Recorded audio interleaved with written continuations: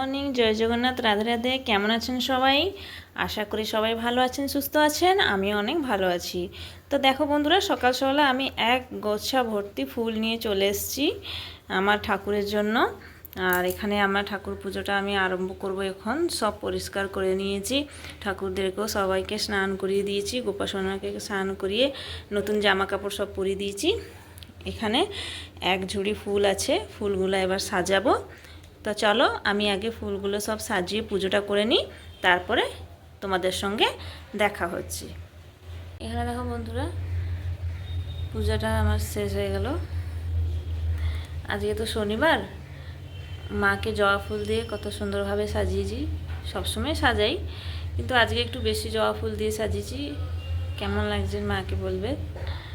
আর এখানে গোপু সোনা, হনুমান বাবা, সবাইকে, লক্ষ্মী মা, সবাইকে সুন্দর করে সাজিয়ে দিয়ে পুজো শেষ করে এবার যাব কিছু জলখাবার বানাবো, তারপরে রান্নার দিকে রওনা দিব। তো বন্ধুরা, একটু বাইরে বেরিয়েছিলাম, একটা কাজ ছিল, দোকানে গেছিলাম। তাই আসার পথে আমাদেরই ঘরের সাইডে দেখি না, এটা একটা তুলসী গাছ। এই তুলসী গাছের নামটা কি কেউ জানলে যদি প্লিজ কমেন্ট করে বলবেন। আমি কবে থেকে দেখছি, কিন্তু ঠিক মতন বুঝতে পারিনি। তবে আজকে হঠাৎ কি মন হলো, একটু পাতা ছিঁড়ে একটু নাকে দিয়ে গন্ধটা শুনলাম, দেখি না, হ্যাঁ এটা তুলসী গাছ। তবে এর নামটা কি বলে আমার বর তো জানে, জিজ্ঞেস করে জানবো, কিন্তু আপনারাও বলবেন নামটা কি বলে এই তুলসী গাছের। দেখো এদিকে বন্ধুরা, এটা হচ্ছে ভেজিটেবল উপমা, যেটাকে বলে সুজি। বেশি কিছু দিইনি, একটু গাজর, একটু বিট, এসব দিয়ে বানিয়েছি। এটা এখন খাবো সবাই।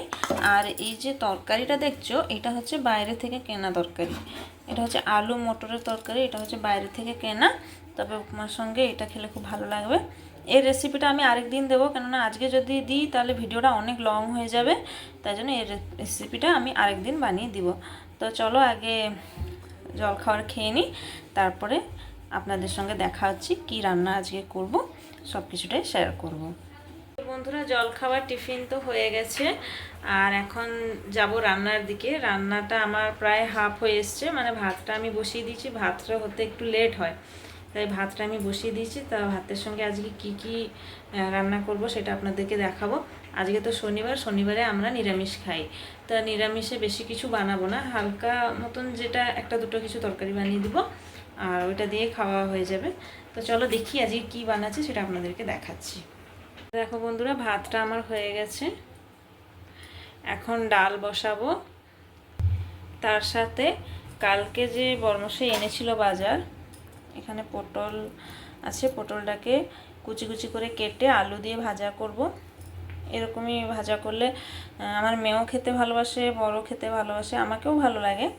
তো তাই পটল আর আলু দুটোই মিলিয়ে আজকে ভাজা করব। তো চলো আগে ডালটা বসিয়ে দিই, তারপরে আনাজগুলো কেটে নেব।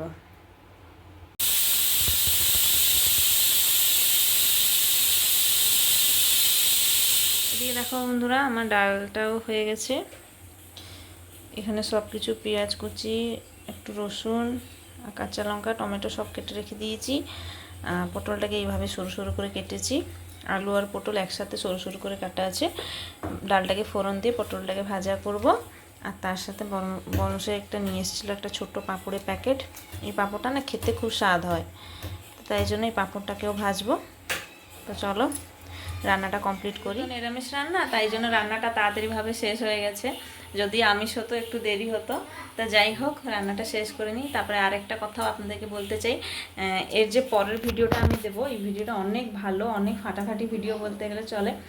আমাদের এখানে যে আছে জগন্নাথ মন্দির, জগন্নাথ দেবের যে পিসির বাড়ি, ওখানে হচ্ছে চন্দন যাত্রা হচ্ছে। মানে মদনমোহন মন্দির থেকে এসে জল ক্রীড়া করে, মানে ওই পুকুরে চারিদিকে নৌকা করে ঘুরে।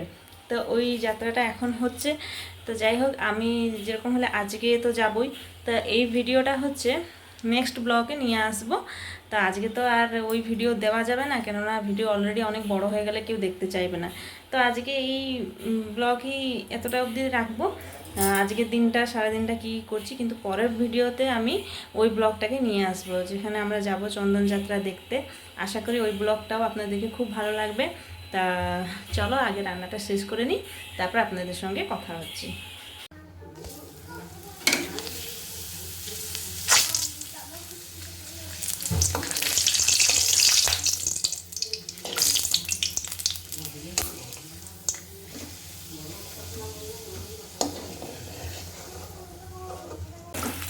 এখানে পাঁপড় ভাজা হয়ে গেছে, এখানে আলু পটলটা ভাজা করবো।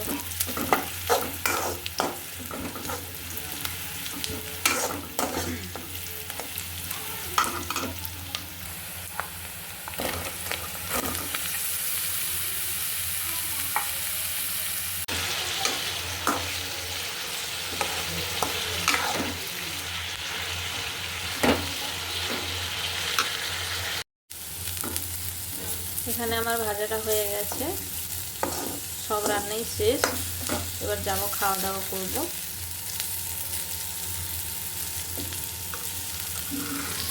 তবে বন্ধুরা আমাদের তো লাঞ্চ করা কমপ্লিট হয়ে গেছে, দেখিয়ে দিয়েছি আজকে কি রান্না করেছি।